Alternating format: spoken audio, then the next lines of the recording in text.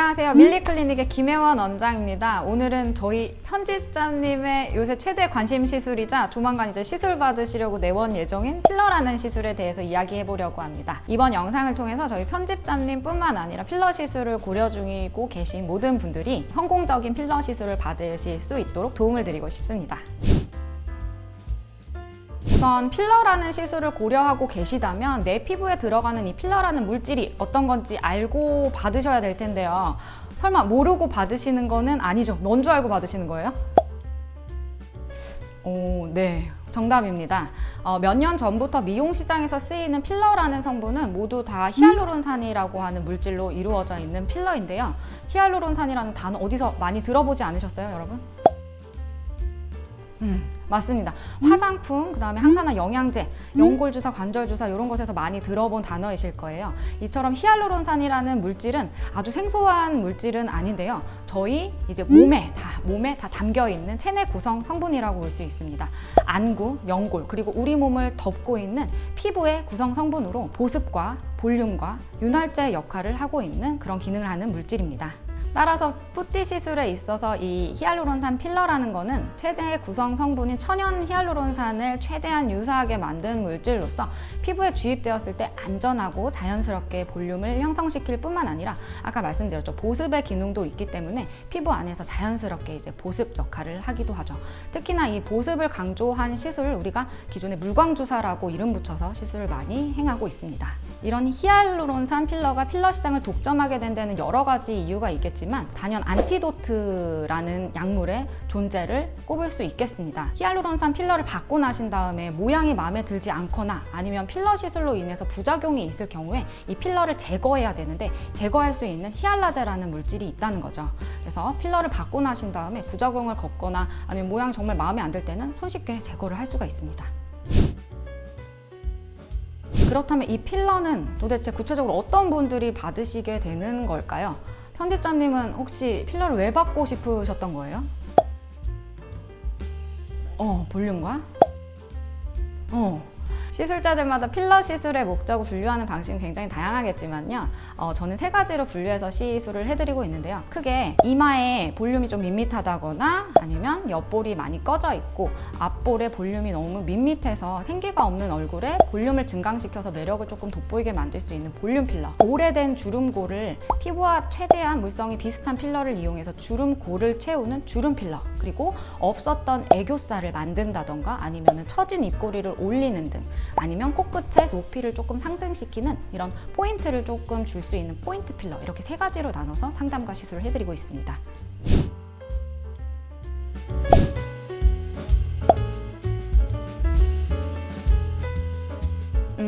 대다수는 그렇게 오시는 케이스들이 많으신 것 같아요. 보통 구체적으로 어떤 부위를 정해 오시고 심지어는 CC까지, 용량까지 이만큼 하고 싶어요 오시는 경우가 많이 있습니다. 이렇게 시술 부위를 구체적으로 정해서 오시는 분들에게 제가 모두 다 시술을 오케이, 시술합시다 하고 해드리는 경우는 거의 없어요. 왜냐하면 이제 볼륨이 없었던 부위에 볼륨이 생기거나 얼굴에 있는 어떤 구조물의 모양이 바뀌게 되면은 이미지가 시술 전후에 크게 바뀔 수 있는 시술이기 때문입니다. 하지만 이 시술 부위를 결정해서 오시는 분들을 보면 어떤 부위에 꽂혀서 여기만 이제 개선이 되면은 전체적인 분위기나 이미지가 좋게 변할 거라고 생각하고 오시는데 그런 분들이 전체적인 어떤 얼굴의 인상이라든지 이미지를 보시지 못하는 경우가 되게 많이 있습니다. 어떤 한 부위를 개선한다고 해서 얼굴이 전체적으로 좋아지는 건 아니거든요. 그 반대의 경우도 생길 수 있기 때문에 이제 전체적인 고객의 분위기를 먼저 파악하는 게 중요하고 이목구비의 조화가 굉장히 중요하기 때문에 특정 부위 고민 사항이 있을 때 무조건 이거를 필러로만 해결하시는 분들은 제가 조금 말리는 편입니다. 왜냐하면 필러의 양을 최소화시키고 다른 시술을 종합적으로 해드림으로써 더 결과를 좋게 만들 수 있기 때문인데요. 흔히 팔자주름의 해결책을 필러라고 생각하고 계시는 분들이 굉장히 많으신데요. 팔자주름은 모양이 다양할 뿐더러 그것을 유발한 유발한 원인들이 굉장히 다양하기 때문에 그걸 유발한 요인을 해결하는 다각적인 방식을 통해서 방법을 적용해서 시술을 해드려야 되는 부분입니다.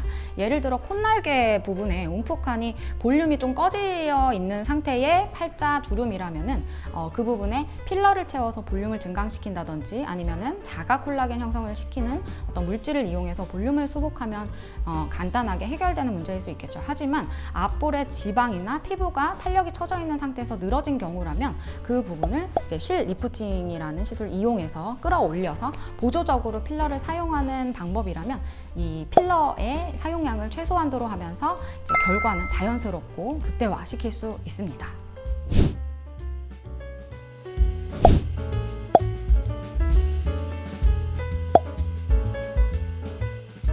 그쵸.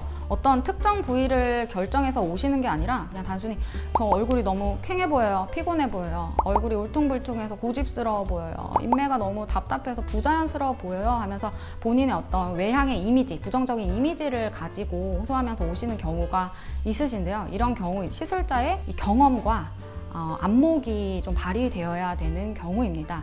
왜냐면 그냥 단순히 예를 들어 퀭한 얼굴일 경우에 이게 이제 어두운 피부 톤 때문이라든지 아니면 피부 처짐이 유발돼서 여기서 오는 이런 퀭하고 피곤한 이미지라든지 아니면 단순히 그냥 앞볼과 눈 밑의 볼륨이 꺼져 있어서 볼륨만 수복시키면 말끔하게 이제 해결되는 문제인지를 잘 캐치해야 되는 거죠. 마지막 이제 볼륨이 없는 경우에는 단순히 필러 시술만으로도 굉장히 드라마틱하게 이미지가 좋은 쪽으로 변화될 수 있는 케이스이기 때문에 이것을 잘 캐치하는 시술자의 능력이 정말 중요합니다.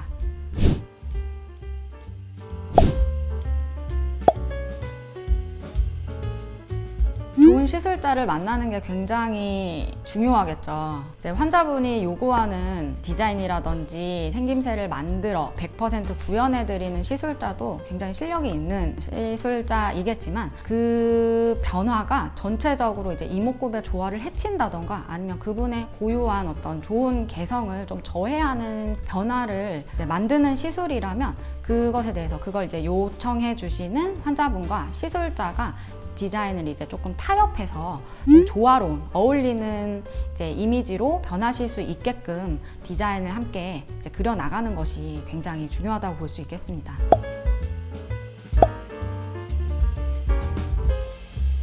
여러분 이거는 꼭 기억을 꼭 하시고 오셔야 되는데 친구와 나를 비교하는 건 절대 금물이다. 왜냐면은 생김새가 다 다르잖아요. 그리고 시술 부위가 같지 않을 수 있어요. 그리고 같은 시술 부위라고 하더라도 저 친구가 만약에 3cc를 했다. 근데 왜 나는 5cc냐 이렇게 뭐 질문 주시는 분들이 있으신데 반대로요. 저 친구는 3cc가 필요했지만 나는 1, 2cc로 더 예뻐질 수 있어요. 그래서 사람마다 다 생김새가 다르기 때문에 필요로 하는 시술 용량이라든지 이런 게 다를 수 있고 진짜 필러 시술이 필요한 부위가 다를 수 있다는 거는 꼭 이제 기억을 해주셔야 됩니다, 여러분. 세 번째로 아까 히알루론산 제제 필러에 대해서 설명을 드렸는데 이걸 어떻게 생산을 하느냐, 어떤 식으로 이제 제조 공정을 거치느냐에 따라서 다 각기 다른 제형적인 특성을 갖고 있습니다.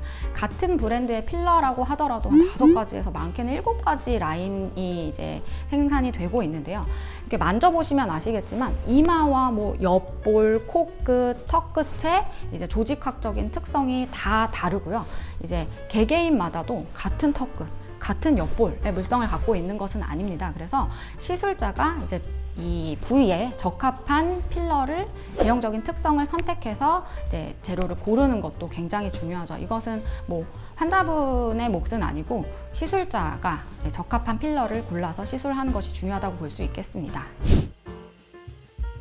제 필러 시술 철칙은 첫 시술은 무조건 자연스럽게, 그리고 한 시린지 필러 안에, 필러 케이스 안에 1cc의 필러가 다 들어있어요. 근데 이것을 시술을 하고 나신 다음에 바로 변한 내 모습을 보고 만족스럽다면 거기서 끝나야 되는데 이 남긴 필러에 대해서 굉장히 집착하시는 분들이 좀 있으시거든요. 하지만 필러를 시술 받고 나신 다음에는 이렇게 달라진 그 모습이 붓기가 급격하게 빠진다든지 아니면 붓기가 더 이제 증강이 돼서 볼륨이 더 생긴다든지 하는 경우는 거의 없어요. 이제 시술을 마치고 난 다음에 그 모양이 계속 유지된다고 보시면 되기 때문에 이제 과유불급이죠. 이제 과도한 양의 필러를 시술하다가 이제 원치 않는 결과가 초래될 수 있기 때문에 이 점을 굉장히 조심하셔야 됩니다.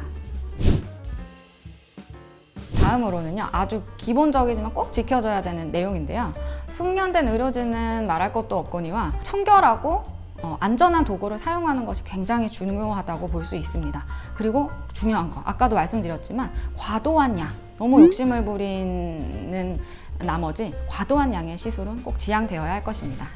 네, 여러분, 필러란 무엇인가, 그리고 필러에 대한 이 김 원장의 관점, 필러 시술에 대한 관점, 그리고 성공적인 필러를 받는 방법에 대해서 낱낱이 파헤쳐 드렸는데요. 어떠셨나요? 감사하게도 필러 시술을 위해 꾸준히 저를 찾아주시고 계시는 분들도 있으시고, 아니면 기존의 필러가 마음에 들지 않아서 필러를 녹이시고 재시술을 받으시려는 분들도 많이 찾아와 주시고 계십니다. 책임감을 가지고 저도 이제 필러 시술과 상담에 임하고 있는데요. 저도 끊임없이 공부해야 되는 부분이지만, 혹시 그거 아시나요? 내가 잘 알고 받은 시술, 그리고 잘 공부하고 받은 시술이 효과도 좋고 부작용에 대한 대처도 잘 된다는 사실이요. 무심코 누군가 나에게 추천해준 필러 시술, 너무 혹하지는 마시고요. 나에게 잘 맞는 시술인지 한번 깊게 고민해 보시고 공부도 해보시면서 시술 전에 이제 나를 잘 파악한 시술자와 한번 면밀하게 상담을 해보시는 편이 좋으실 것 같습니다. 이번 영상 많은 도움이 되셨길 바라면서 다음번엔 더 알찬 내용으로 찾아뵙겠습니다. 빠이!